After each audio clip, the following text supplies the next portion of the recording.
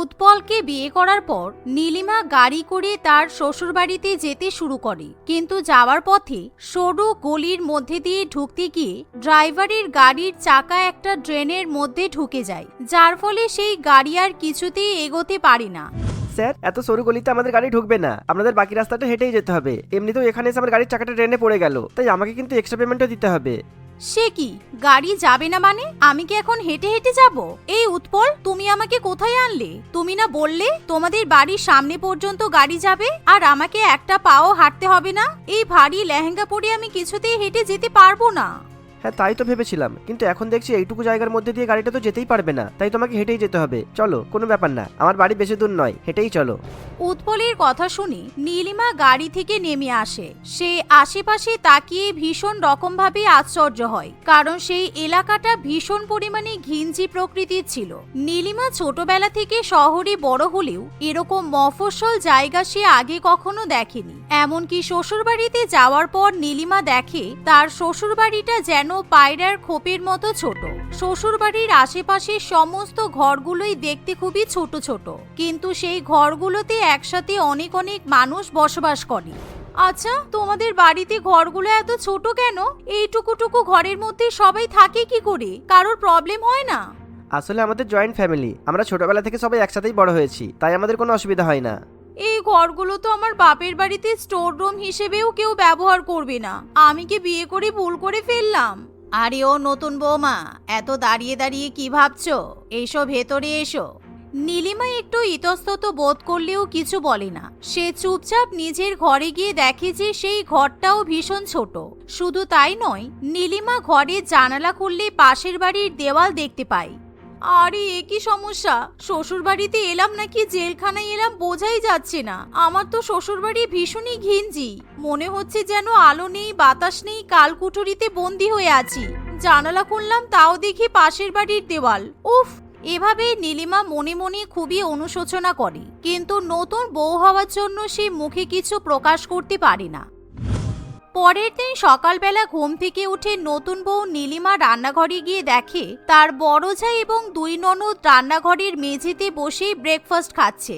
আর নীলিমা যেহেতু একটা এমএনসিতে চাকরি করে, তাই তাকে প্রত্যেকদিন সকালে তাড়াতাড়ি ব্রেকফাস্ট করে অফিসে যেতে হয়। কিন্তু নীলিমার শ্বশুরবাড়ির লোকেরা এমনভাবে রান্নাঘরে খাবার খেতে বসে যে নীলিমার সেখানে দাঁড়ানোর কিংবা বসার মতো কোনো জায়গা হয় না।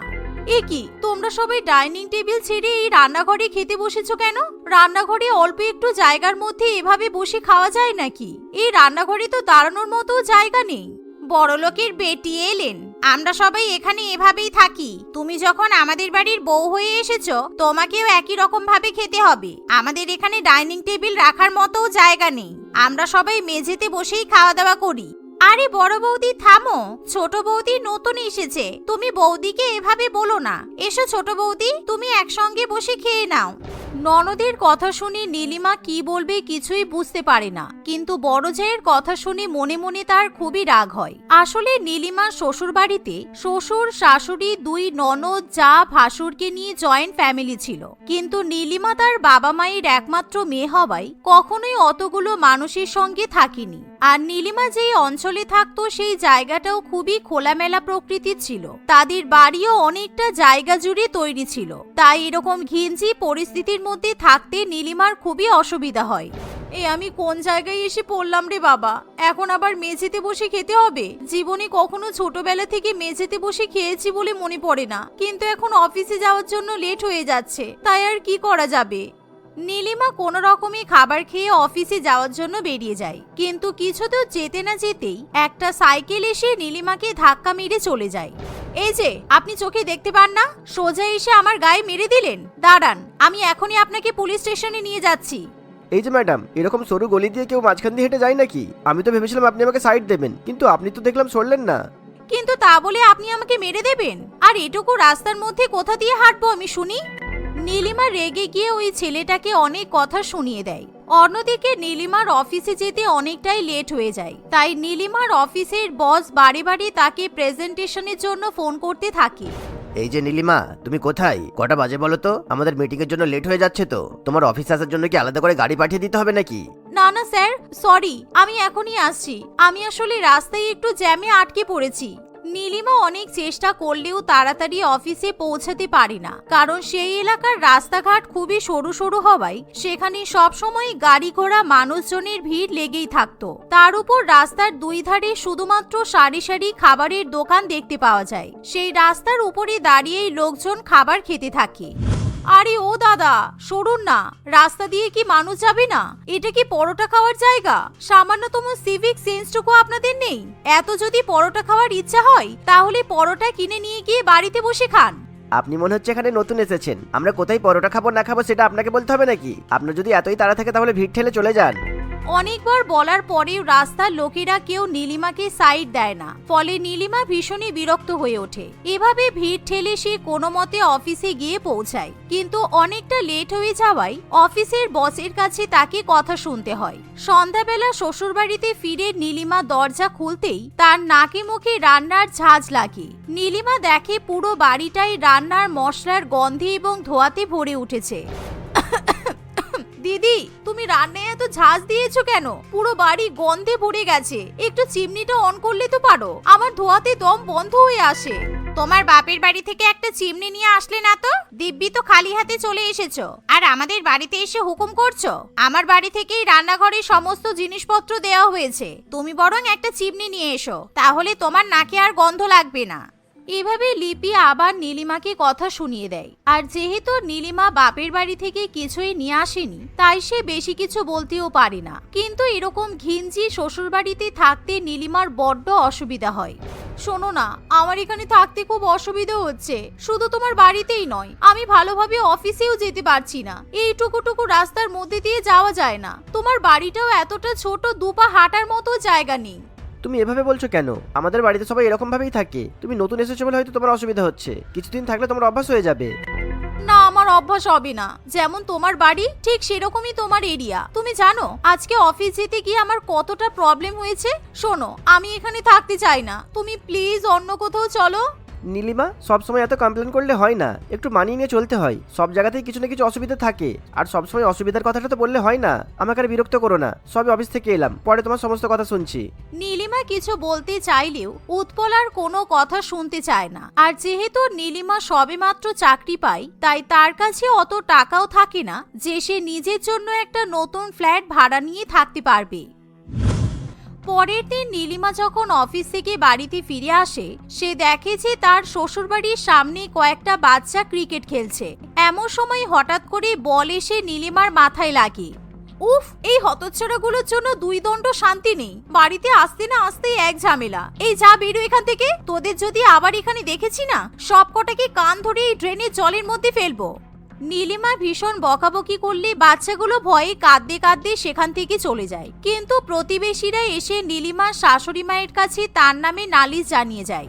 শোনো মেয়ে, আমরা এই বস্তিতে সবার সঙ্গে মিলেমিশে থাকি। তুমি আজকে ওদের বাড়ির বাচ্চাদের সঙ্গে খারাপ ব্যবহার করে একদমই ঠিক করনি। আমাদের এখানে বাচ্চাদের খেলার মতো জায়গা নেই, তাই ওরা বাড়ির সামনে রাস্তার উপরেই খেলাধুলা করে। আসলে আমি অফিস থেকে বাড়ি ফিরছিলাম তো, আর মেজাজটাও একটু গরম ছিল, তাই হয়তো আমি সত্যি একটু বেশি খারাপ ব্যবহার করে ফেলেছি। সামান্য এতটুকু গলি ঘিঞ্জি এলাকা, যেখানে একজন মানুষেরই বেরোনোর মতো জায়গা হয় না, সেখানে ওরা আবার ক্রিকেট খেলছে, তাই আমি ওদের একটু ভয় দেখিয়েছি। এই বাড়িতে এসে থেকে শুধু আমাদের বাড়ির নামে বদনাম করেই চলেছ। বাড়ি ছোট, ঘিঞ্জি এলাকা, ছোট ঘর, গলি ছোট। তুমি তো চাকরি বাকরি করো, তাহলে আমাদের জন্য একটা বড় বাড়ির ব্যবস্থা করে দাও। তোমার কি সারাক্ষণ আমাকে ঠেস মেরে কথা না বললে হয় না? আসলে তোমার না আমাকে দেখে হিংসা হচ্ছে। কি বললে তুমি? তোমাকে তো বাড়ির কাজকর্ম করতে হয় না? দিব্যি সকালবেলা ঘুম থেকে ওঠো আর নাচতে নাচতে অফিসে চলে যাও। মা, আজ থেকে কিন্তু আপনার ছোট বৌমাকেও রান্না করতে হবে। থাক, হয়েছে, আর ঝগড়া করতে হবে না। যাও, যে যার মতো গিয়ে কাজ করো। আর শোনো ছোট বৌমা, তোমাকে এখানে থাকতে হলে এরকম ঘিঞ্জি ভাবেই থাকতে হবে। তোমার বাপের বাড়ির মতো সুখ তো তুমি সব জায়গায় পাবে না। আর শোনো, বাড়ির এক বেলার খাবার কিন্তু তোমাকেই রান্না করতে হবে। শাশুড়ি মায়ের কথা শুনে নীলিমা আর কিছু বলতে পারে না, বাধ্য হয়ে সে রান্নাঘরে যায়। কিন্তু ছোট রান্নাঘরে রান্না করতেও নীলিমার খুবই অসুবিধা হয়। রান্নাঘরের গরমে ভেন্টিলেশন ছাড়া নীলিমার এভাবে অভ্যাস না থাকায় রান্না করতে করতে সে হঠাৎই অজ্ঞান হয়ে পড়ে যায়। বৌমা, ও বৌমা, চোখ খোলো, কি হলো তোমার? বড় বৌমা কোথায় গেলে? তাড়াতাড়ি এসো, ছোট বৌমা অজ্ঞান হয়ে গেছে। মা, আপনি বুঝতে পারছেন না? আপনার ছোট বৌমা নাটক করছে যাতে ওকে আর রান্না বান্না করতে না হয়। এখন তো অতটাও গরম পড়েনি যে ও গরমের মধ্যে অজ্ঞান হয়ে পড়ে যাবে। ঠিক এমন সময় দরজার কলিং বেল বেজে ওঠে। তারা দরজা খুলে দেখে নীলিমার বাবা রজত বাবু এবং মা পূর্ণিমা দেবী এসেছে। কিছুক্ষণের মধ্যে নীলিমা একটু সুস্থতা বোধ করলে রজত বাবু বলে, তোর অফিস কলিগদের থেকে খোঁজ নিয়ে জানতে পারলাম তুই এখানে বিয়ে করেছিস। যে মেয়ে কোনোদিন ব্যালকনি বড় জানালা ছাড়া সুন্দর ঘরে থাকতে চাইতো না, সেই মেয়ে এই ঘরে এখানে এসে কি করে থাকছে আমি তো বুঝতে পারছি না। তুই আমাদের সঙ্গে বাড়িতে চল। এখানে বেশি দিন থাকলে তুই অসুস্থ হয়ে পড়বি। এই ছেলেকে বিয়ে না করে তুই যদি আমাদের পছন্দের ছেলেকে বিয়ে করতিস তাহলে আজকে অনেক সুখে থাকতিস। আমি যখন উৎপলকে বিয়ে করেই ফেলেছি তখন আর কি করা যাবে বলো? আমি ঠিক করেছি অফিস থেকে লোন নিয়ে একটা ফ্ল্যাট কিনবো। তাহলে আমার আর উৎপলের দুজনেরই অফিস যেতে সুবিধা হবে। আমরা দুজনেই তো টাকা ইনকাম করি, কোনোভাবে লোন শোধ করে দেব। আমি তো আছি, আমি তোকে লোন নিতে হেল্প করব। তাছাড়া আমার বন্ধুর ভালো একটা ফ্ল্যাট আছে, তুই ওই ফ্ল্যাটটা নিয়ে নে। বৌমা, তুমি আর উৎপল তাহলে ফ্ল্যাটে চলে যাবে? শুধু আমি আর উৎপল নয়, আপনারাও যাবেন। আমি, উৎপল, রিনা, টিনা, দিদি, দাদা, আপনি, শ্বশুর মশাই, আমরা সবাই ফ্ল্যাটে থাকবো, তাও আবার 3 BHK ফ্ল্যাট। সত্যি বৌমা, তুমি আমাদের নিয়ে যাবে? তুমি আমাকে ক্ষমা করে দাও, আসলে আমি তোমার সঙ্গে বাজে ব্যবহার করে একদমই উচিত করিনি। একটাই শর্তে আমি তোমাকে ক্ষমা করব, এবার থেকে রান্নাটা কিন্তু তোমাকেই সামলাতে হবে, কারণ এই অফিস আর রান্না বান্না আমি একেবারে একসাথে করতে পারবো না। হ্যাঁ হ্যাঁ, নিশ্চয়ই। তুমি আমাদের জন্য এত সুন্দর একটা ফ্ল্যাটের ব্যবস্থা করবে আর আমি তোমার জন্য এটুকু করতে পারবো না? সত্যি বলতে আমার ওই রকম বস্তির মতো ঘিঞ্জি এলাকাতে থাকতে একদমই ভালো লাগে না। এভাবে লিপি এবং নীলিমার মিল হয়ে যায়, কিন্তু নীলিমার বাবা মা তাকে ফ্ল্যাট কিনতে দেয় না। নীলিমার বাবা মা নিজেদের টাকা দিয়ে তাদের জন্য সুন্দর একটা বাড়ি তৈরি করে দেয়। এখন সেই খোলামেলা জায়গায় এবং খোলামেলা বড় বাড়িতে থাকতে নীলিমার কোনো অসুবিধা হয় না। নীলিমা তার পরিবারের সাথে হাসি খুশি বসবাস করতে থাকে। মনিকা তার মা মোহিনীর সঙ্গে বাস করত। তারা খুব গরিব ছিল। মোহিনীর স্বামী মারা যাওয়ার পর থেকেই সে লোকের বাড়িতে ঝিয়ের কাজ করে তার মেয়েকে মানুষ করেছে। খুবই কষ্টে সে মনিকার গ্র্যাজুয়েশন কমপ্লিট করাতে পেরেছে। মনিকা দেখতে খুবই সুন্দর এবং শিক্ষিত হওয়ায় তার মা ভেবেছিল তার মেয়েকে সে ভালো ঘরে বিয়ে দিতে পারবে। মোহিনীর জীবনের এখন একটাই উদ্দেশ্য ছিল, তার মেয়েকে একটা ভালো পরিবারে বিয়ে দেওয়া, যেখানে তার মেয়ে সুখে শান্তিতে সংসার করতে পারবে। তাই সে তার মেয়ের বিয়ের জন্য দেখাশোনা শুরু করে দিয়েছিল। একদিন রাজু নামে একটি ছেলে তার মায়ের সঙ্গে মনিকাকে দেখতে আসে। মোহিনী অনেক গরিব হওয়ায় তাদের ঘরে সেরকম কোনো আসবাবপত্র ছিল না। ঘরে একটা পুরানো খাট এবং হাতে গুনে কয়েকটা প্লাস্টিকের চেয়ার ছাড়া তেমন কিছুই ছিল না। রাজু এবং তার মা মোহিনীদের ঘরের অবস্থা দেখে একে অপরের মুখ দেখতে থাকে। রাজু তার মায়ের কানে কানে বলে, মা, এরা তো অনেক গরিব, এ আমরা কোথায় চলে এলাম গো? আমাদের আবার প্লাস্টিকের চেয়ারে বসতে দিয়েছে। ভাবতে পারছো এরা কতটা গরিব? এখানে বিয়ে করে আমি কখনোই জামাই আদর পাবো না। আমি এখানে বিয়ে করব না, দূর। হ্যাঁ, আমিও তাই ভাবছিলাম। আমি তো ভেবেই এসেছিলাম এদের কাছ থেকে 1 লক্ষ টাকা যৌতুক চাইবো, কিন্তু এদের ঘরের যা অবস্থা, 1 লক্ষ টাকা কি, এটা তো 10,000 টাকাও দিতে পারবে না। চল, এখান থেকে চলে যাওয়াই ভালো। হ্যাঁ মা, চলে তো যাবই, তার আগে ভালো ভালো খাবারগুলো খেয়ে যাই। রাজু এবং তার মায়ের কথাগুলো মনিকা শুনতে পেয়েছিল। আরে দাঁড়ান দাঁড়ান, বিয়ে যখন করবেন না ভেবেই ফেলেছেন, বুঝতেই পেরেছেন আমরা খুব গরিব, আপনাকে আমরা জামাই আদর করতে পারবো না, তাহলে আমাদের গরিব বাড়ির খাবার খেয়ে শুধু শুধু নিজেদের কেন অপমান করবেন? আপনারা এখন আসতে পারেন।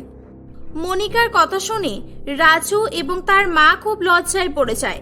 তারা মাথা নিচু করে সেখান থেকে চলে যায়।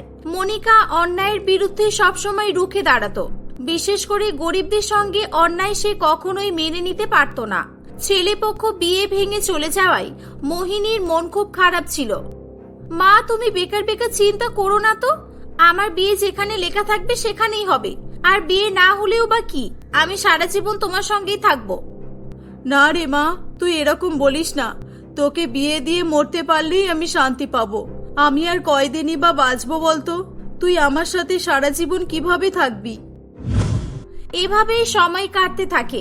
মোহিনী সব সময় তার মেয়ের বিয়ে চিন্তাতেই বিভোর হয়ে থাকতো। একদিন তাদের বাড়িতে রাজেশ নামে একটি ছেলে তার বাবা ও মায়ের সঙ্গে আসে। আচ্ছা, একটা প্রশ্ন ছিল, আপনাদের কি একটাই ঘর নাকি আরো ঘর আছে? না না দাদা, আমাদের একটাই ঘর, আমাদের আর অন্য কোনো ঘর নেই। আমরা দুজন এখানেই থাকি। একটাই ঘর? তাহলে তো এই বিয়েটা সম্ভব নয়। আমরা তো তাহলে ভুল জায়গায় চলে এসেছি বাবা। কেন আপনারা এমন বলছেন কেন? দেখুন, আপনারা গরিব সেটা ঠিক আছে, কোনো রকম যৌতুক ছাড়াই আপনি আপনার মেয়ের বিয়ে দিতে চাইছেন, এটা তো বুঝতেই পারছি।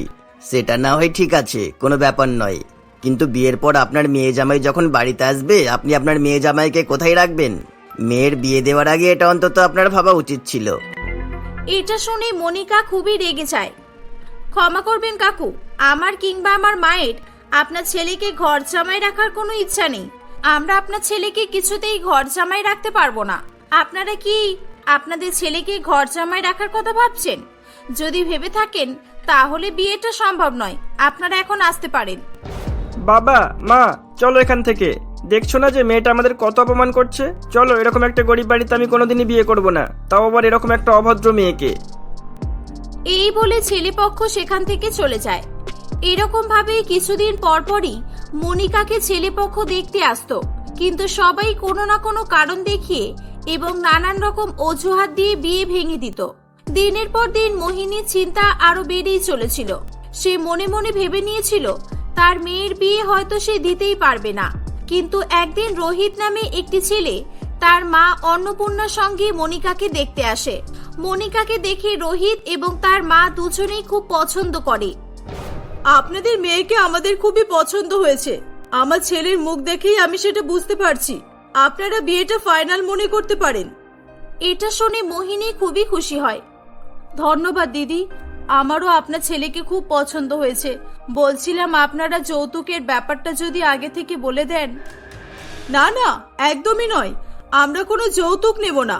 যৌতুক নেওয়াকে আমরা অপরাধ মনে করি। তবে হ্যাঁ, আমার একটা ছোট্ট স্বপ্ন আছে, আমি আশা করব আপনারা সেটা অন্তত পূরণ করবেন। স্বপ্ন? কিসের স্বপ্ন? আমার অনেক দিনের ইচ্ছে ছিল আমার ছেলের বিয়েটা আমি খুব ধুমধাম করে দেব। সেটা আমি পূরণ করেই ছাড়বো। আমার ছেলের বিয়েতে আমি যথেষ্ট টাকা পয়সা তো খরচ করবই, কিন্তু বিয়ের দিন আপনাকে এই ব্যাপারটা ম্যানেজ করতে হবে। আসলে আমাদের অনেক বড় বড় হাইফাই গেস্ট বিয়েতে আসবে। বেশি নয়, 200 জন মতো ধরে রাখুন। 200 জন গেস্টের ঠিক মতো খাওয়া দাওয়া, তাদের খাতির যত্ন করলেই হবে। আর কিচ্ছু চাই না আমাদের। এটা শুনে মনিকা খুবই রেগে যায়। মনিকা কিছু বলতে যাবে কি তার আগেই তার মা বলে ফেলে, ঠিক আছে, আমার কোনো অসুবিধা নেই, আমি আপনার স্বপ্ন পূরণ করার চেষ্টা করব। না না, চেষ্টা করব বললে কিন্তু হবে না। আপনারা গরিব বলে আমি আপনাদের কাছে কিছুই চাইলাম না, শুধু ছোট্ট একটা দাবি করেছি। দাবি বলাটা ভুল হবে, এটা আপনার মেয়ের বিয়ের ছোট একটা কর্তব্য বলে মনে করতে পারেন। এটুকু তো মেয়ের বিয়ে দিতে গেলে করতেই হবে, তাই না? আচ্ছা, এবার আমরা আসি। এই বলে অন্নপূর্ণা দেবী তার ছেলেকে নিয়ে সেখান থেকে চলে যায়। মা, তুমি আমাকে কিছু বলতে দিলে না কেন? তুমি 200 জন লোককে কিভাবে খাওয়াবে? অত বড় বিয়ের আয়োজন তুমি করবে কিভাবে? তাও আবার বললো একটা বড় ম্যারেজ হল বুক করতে। হাতে মাত্র 1 মাস সময়, 1 মাসের মধ্যে তুমি এত টাকা কোথা থেকে জোগাড় করবে? তুই শান্ত হ মা, এরকম চলতে থাকলে আমি তোর কোনোদিনই বিয়ে দিতে পারবো না। আর তুই চিন্তা করিস না, আমি ঠিক এই 1 মাসের মধ্যে টাকা জোগাড় করে নেব। তোর ওই বাড়িতে বিয়ে হলে তুই খুবই ভালো থাকবি। এর চেয়ে বেশি চাওয়া আমার কাছে আর কি হতে পারে? মোহিনী তার মেয়ের বিয়ে দেওয়ার জন্য আরো বেশ কয়েকটি বাড়িতে কাজ করতে শুরু করে। তার কাছে সময় ছিল মাত্র 1 মাস। 1 মাসের মধ্যে তার মেয়ের বিয়ের সমস্ত খরচ তাকে জোগাড় করতে হতো। লোকের বাড়িতে কাজ করে বেশি টাকা পাওয়া যায় না বলে মোহিনী দিনমজুরের কাজ করবে বলে ঠিক করে। মা, তুমি দিনমজুরের কাজ কিভাবে করবে? এগুলো ছেলেদের কাজ, কাজগুলো করার জন্য অনেক শক্তির প্রয়োজন। তুমি এমনিতেই দুর্বল, আর তোমার বয়স হচ্ছে, তুমি এখন এই কাজ করতে পারবে না। মা, তুমি এত কষ্ট করো না আমার বিয়ের জন্য, আমার ভালো লাগছে না। আমার কিচ্ছু হবে না রে মা, আমার শরীরে এখন যথেষ্ট শক্তি আছে। তোর বিয়ে দেওয়ার জন্য আমি সবকিছুই করতে পারবো, তুই নিশ্চিন্তে থাক। মা, তাহলে আমিও তোমার সঙ্গে কোনো কাজ করব, তোমার তাহলে কিছুটা হেল্প হয়ে যাবে। না, একদম না, 1 মাস পরে তোর বিয়ে, এখন তুই কাজকর্ম করতে যাবি? দেখতে খারাপ হয়ে গেলে কি হবে? বিয়ের দিন ভালো দেখাবে না, তুই বাড়িতেই থাক, আমি কাজ করব। এই বলে মোহিনী দিনমজুরের কাজ করতে বেরিয়ে পড়ে। সে আগে কখনো দিনমজুরের কাজ করেনি, তাই পুরুষদের মতো ভারী ভারী ইট বালি পাথর বহন করতে তার খুব কষ্ট হতো। কিন্তু তবুও সে তার মেয়ের বিয়ের জন্য সবকিছু করতে রাজি ছিল। দেখতে দেখতে কয়েক মাস কেটে যায়। একদিন মোহিনী কাজ করতে গিয়ে 2 তলা থেকে পড়ে যায় এবং তার একটা পা ভেঙে যায়। ডাক্তার তাকে 2 মাস বেড রেস্ট করতে বলে। মনিকা তার মায়ের এমন অবস্থা দেখে কান্নাকাটি করতে শুরু করে। এসব আমার জন্য হয়েছে, তোমাকে বারবার বলেছি আমার বিয়ে নিয়ে তুমি এত চাপ নিও না। আমার কোনো কথা তুমি শোনোনি, তোমার কিছু হয়ে গেলে আমি কি করে বাঁচবো? অনেক হয়েছে, আর নয়, আমি ওদের ফোন করে বলে দিচ্ছি আমি এই বিয়েটা করতে পারবো না। খবরদার ওই কাজটা করিস না মা, আমার কিচ্ছু হয়নি, আমার একটা পা ভেঙেছে, তাতে কি হয়েছে? আমি তো অন্য কাজ করেও টাকা জোগাড় করতে পারবো। তোমার একটা পা ভেঙে গেছে, ডাক্তার তোমাকে 2 মাস বেড রেস্ট করতে বলেছে, আর তুমি এখনো অন্য কাজ করার কথা ভাবছো? আরে আমি তো রেস্ট করব, বাড়িতে বসেই যে আমি কাজ করব। আমি ভেবেছি এবার সেলাইয়ের কাজ করব বাড়িতে বসে, আমার কোনো অসুবিধা হবে না। সেলাই মেশিন চালানোর জন্য একটা পা যথেষ্ট। যে করেই হোক আমি তোর বিয়েটা এবার ভাঙতে দেব না। মা, আমি তোমাকে এই অবস্থায় কিছুতেই কাজ করতে দেব না। এত কষ্ট করে আমাকে বিয়ে দিও না তুমি। তোমাকে এত কষ্ট পেতে দেখে আমি কিভাবে সুখী হব? আর আমি বিয়েটা করতে পারি যদি তুমি আমাকে কোনো কাজ করতে দাও। মোহিনীর শারীরিক অবস্থা খুবই খারাপ ছিল, তবুও সে শুধুমাত্র মনের জোরে কাজ করার কথা ভাবত। মনিকা তার মাকে অনেক বোঝানোর পর সেও কাজ খুঁজতে বেরিয়ে পড়ে। সে একটা বড় রেস্টুরেন্টে ওয়েটারের কাজ পায়। সে তার মাকে সাহায্য করার জন্য ওয়েটারের কাজ করতে শুরু করে। ওদিকে মোহিনী দেবীও হার মানেনি। সে তার একটা ভাঙা পা নিয়েই সেলাইয়ের কাজ করতে থাকে। একদিন মনিকা যে রেস্টুরেন্টে ওয়েটারের কাজ করত, সেখানে রোহিত তার কয়েকটা বন্ধুর সঙ্গে লাঞ্চ করতে আসে। মনিকাকে ওয়েটারের কাজ করতে দেখে রোহিত অবাক হয়ে যায়। মনিকা, তুমি এখানে কি করছো? কি হলো বলো, তুমি ওয়েটারের কাজ করছো কেন? কি করব বলুন, বড় ঘর থেকে বিয়ের সম্বন্ধ এসেছে, তাদের দাবি পূরণ করার জন্য আমাকে এই কাজটা করতে হচ্ছে। আমার মা আমার বিয়ে দেওয়ার জন্য একটা পা ভেঙে বাড়িতে বসে আছে। মায়ের কষ্ট যে আমি দেখতে পারছি না। আপনারা এগুলো বুঝবেন না, আপনাদের কাছে আপনাদের স্বপ্নটাই অনেক বেশি দামি। এই বলে মনিকা কাঁদতে কাঁদতে সেখান থেকে চলে যায়। সন্ধেবেলা মনিকা বাড়িতে এসে তার মাকে সব কথা বলে। রোহিত জানালা থেকে মনিকা এবং তার মায়ের সব কথা শুনছিল। সে তাদের সামনে এসে বলে, মনিকা, আমাকে ক্ষমা করে দাও, আমি আমার মায়ের তরফ থেকে ক্ষমা চাইছি। আমার মায়ের স্বপ্ন পূরণ করার জন্য তোমাকে এত কষ্ট করতে হবে আমি কোনোদিনও ভাবিনি। আসলে আমার মা একটু ওরকমই, অপরের দুঃখ কষ্ট বুঝতে চায় না। বিশ্বাস করো, আমি আমার মাকে অনেকবার বলেছি যে তোমাদের দেওয়া শর্তটা ফিরিয়ে নিতে, কিন্তু মা শোনেনি। আরে না না বাবা, এই অভাগী মা তার মেয়ের বিয়ের টাকা জোগাড় করতে পারছে না। তোমরা তো তোমার জায়গাতে ঠিক আছো। না, আমি আমার জায়গায় ঠিক নেই। প্লিজ আমাকে আমার জায়গায় ঠিক থাকার একটা সুযোগ দিন। এই 2 লক্ষ টাকা রাখুন, প্লিজ না করবেন না। এই টাকার ব্যাপারে কেউ কখনো জানতে পারবে না। এটা আপনাদের আর আমার মধ্যেই সীমাবদ্ধ থাকবে শুধুমাত্র। আমাদের বিয়ের জন্য আপনাকে আর কোনো চিন্তা করতে হবে না। এই টাকা দিয়ে আমাদের ধুমধাম করে বিয়ে হয়ে যাবে। না না, তা কি করে হয়? আমি তোমার কাছ থেকে কিভাবে টাকা নেব? আমি এটা নিতে পারবো না বাবা, আমাকে ক্ষমা করো। আপনাকে এই টাকাটা নিতেই হবে। আপনি তো আমার মায়ের মতো। আমি আমার মাকে এভাবে কষ্ট পেতে কিভাবে দেখি বলুন তো? আপনি দয়া করে টাকাটা রাখুন। আপনি টাকা না নিলে আমি কিন্তু এই বিয়েটা করতে পারবো না। আর তোমার মা যদি জানতে পারে? আমি বললাম তো এই কথাটা কাউকে জানতে দেব না। কাকিমা, দয়া করে রাখুন। রোহিত জোর করে 2 লক্ষ টাকা দিয়ে চলে যায়। রোহিতের এমন ব্যবহারে মনিকা মনে মনে খুবই খুশি হয়। মোহিনীর মাথা থেকেও তার মেয়ের বিয়ে নিয়ে সমস্ত চিন্তা দূর হয়ে যায়। দেখতে দেখতে মনিকা ও রোহিতের বিয়ে চলে আসে। মোহিনী খুবই জাঁকজমকভাবে তার মেয়ের বিয়ের আয়োজন করেছিল।